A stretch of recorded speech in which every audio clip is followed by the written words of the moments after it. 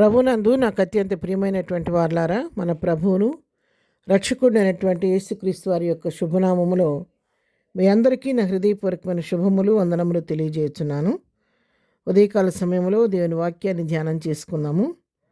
ఈరోజు వాక్య ధ్యానము కొరకు మనం తీసుకున్నటువంటి లేఖన భాగము ఎఫెసీలకు రాసిన పత్రిక 3వ అధ్యాయము 20వ వచనం నుంచి చదువుకుందాం. మనలో కార్యసాధకమైన తన శక్తి చొప్పున మనం అడుగు వాటన్నిటికంటేను ఊహించు వాటన్నిటికంటేను అత్యధికముగా శక్తిగల దేవునికి క్రీస్తు యేసు మూలముగా సంఘములో తరతరములు సదాకాలము మహిమ కలుగునుగాక. ఆమెన్. దేవుని నామమునకు మహిమ కలుగునుగాక. ఈ వాక్య భాగాన్ని మనం గమనించినట్లయితే అపోస్తలుడైన పౌలు ఎఫెసీ సంఘాన్ని ప్రోత్సహిస్తూ రాస్తున్నటువంటి మాటలు. మనలో కార్యసాధకమైన తన శక్తి చొప్పున, మనలో కార్యసాధకం జరిగించేది దేవుని యొక్క శక్తి. ఆ మహత్తైన శక్తిని బట్టి ఆయన చేసేది ఏంటంటే, మనం ఏదైతే ప్రభువుని అడుగుతున్నామో, ఏ మనవలైతే ఆయన సన్నిధిలో మనం చెప్పుకుంటున్నామో, మనం అడుగుతున్న దానికంటే కూడా అత్యధికంగా చేయటానికి ఆయన శక్తి కలిగిన దేవుడు. ఏదైతే ఊహిస్తున్నామో, మనం ఈ విధంగా ఉంటే బాగుండు, ఈ విధంగా దేవుడు కార్యం చేస్తే బాగుండని మనం ఊహల్లో ఏదైతే ఊహిస్తున్నామో, మనం ఊహిస్తున్న దానికంటే కూడా అత్యధికంగా చేయటానికైనా శక్తి కలిగినటువంటి దేవుడు అని చెప్పి ఇక్కడ తెలియచేస్తూ ఉన్నాడు.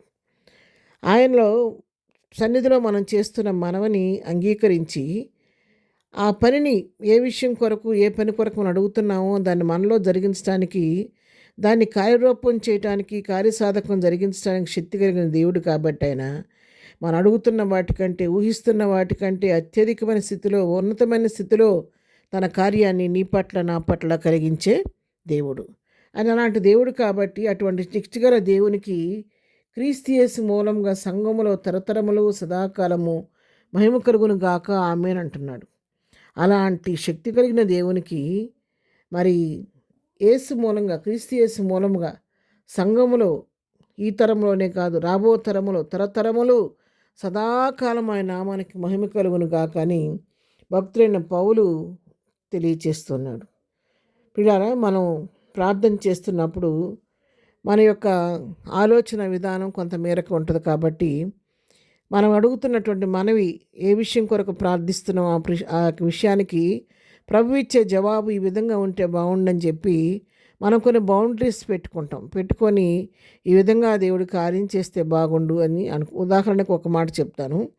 మరి ఉదాహరణకు మీ ఇంట్లో ఒక బాబు కానీ పాప కానీ చదువుకొని మరి ఉద్యోగాల కోసం ప్రయత్నాలు చేస్తున్నారనుకోండి. ప్రయత్నాలు చేస్తూ ఉంటే మనం అడుగుతాం ప్రభు సన్నిధిలో, ప్రభువా నా బిడ్డ మరి చదువుకొని ఖాళీగా ఉంది, ఒక ఉద్యోగం దయచేయ్యా, ఒక చిన్న ఉద్యోగం ఇయ్యయ్యా, మా అమ్మాయికి మా అబ్బాయికి ఒక మంచి ఉద్యోగం ఇయ్యయ్యా అని ప్రార్థన చేస్తాం. మెన్షన్ చేయం కానీ ఒక ఉద్యోగం ఇవ్వని చెప్పి మనం ఏమనుకుంటామంటే, ఏ బ్యాంక్ జాబ్ ఇస్తే బాగుండు, లేకపోతే ఇంకేదన్నా ఒక చిన్న ఒక ఆఫీస్లో ఒక మంచి క్లర్క్గానో, లేకపోతే ఇంకొక విధంగానో ఒక మంచి జాబ్ వస్తే బాగుండు అనుకుంటూ ఉంటాం. అయితే దేవుని ప్రణాళిక ఎలా ఉంటుందంటే, మనం ఆలోచనల కంటే అతీతమైన రీతిలో నువ్వు ఒక చిన్న బ్యాంక్ జాబో లేకపోతే ఒక టీచర్ పోస్ట్ కోసం నువ్వు ప్రార్థన చేస్తుంటే, ఆయన అడుగుతున్న దానికంటే, ఊహిస్తున్న దానికంటే అత్యధికంగా ఆయన నీకు బిడ్డని ఒక ఉన్నతమైనటువంటి ఒక మంచి ఆఫీసర్గా చేయాలన్న ప్రణాళిక ఆయన కలిగి ఉన్నాడు అనుకోండి. గొప్ప కార్యం నీ పట్ల జరిగినప్పుడు నువ్వు అనుకుంటావు, దేవానికి స్తోత్రం నాయన, నేను ఒక చిన్న ఉద్యోగం చాలనుకున్నాను, నా బిడ్డ పట్ల ఇంత కార్యం చేసావు, ఇంత మంచి ఉద్యోగం నా కుమారుడికి వస్తాను, నేను తలంచలేదు ఎప్పుడు కూడా, నేను అడిగిన దానికంటే అద్భుతంగా ఇచ్చేవు దేవా అని చెప్పని ప్రభువుని స్తుతిస్తూ ఉంటాం. అదే విషయాన్ని ఇక్కడ ఎఫెసీ సంఘానికి అపోస్తలుడైన పౌలు తెలియచేస్తున్నాడు. ఆయనలో ఉన్నటువంటి ఆ కార్యసాధకమైన శక్తిని బట్టి, మనలో ఉన్నటువంటి మన చేస్తున్న ప్రార్థన బట్టి, మనలో కార్యసాధకమైనటువంటి తన శక్తి చొప్పున మనలో ఆయన మరి ఆ కార్యాన్ని చేస్తాడు. ఊహించిన దానికంటే అడుగువానికి అద్భుతంగా చేస్తాడు. కాబట్టి అలాంటి దేవునికి యేసుక్రీస్తు నామములో తరతరములు సదాకాలం మహిమ కలుగును గాక అని చెప్తున్నాడు. అవును ప్రియరా, ఉదయకాలం మరి వాక్యం ద్వారా మనం తెలుసుకున్నాం. అలాంటి శక్తి కలిగిన దేవునికి మనము కూడా మహిమ చెల్లిస్తూ ఆయన చేసే అద్భుతమైన కార్యాల కొరకు ఓపికతో కనిపెట్టి విశ్వాసంతో ఎదురు చూద్దాం. ప్రార్థన. ప్రేమ కలిగిన తండ్రి, పరిశుద్ధుడా, నీ పాదములకు వందనాలు. మా జీవితాల్లో మేము కూడా ఎన్నో విషయాలను సన్నిధిలో అడుగుతుండగా, ప్రార్థిస్తుండగా ఊహకు మించిన కార్యాలు మా పట్ల నువ్వు చేయబోతున్నందుకు నీకు వందనాలు చెల్లిస్తున్నాం. ఇదనం మేము చేయి పని పాటలో రాకపోకలో క్షేమం దయచేయండి. ఇదనం బర్త్డే మ్యారేజ్ చేసుకున్న దీవించి ఆశీర్వదించండి.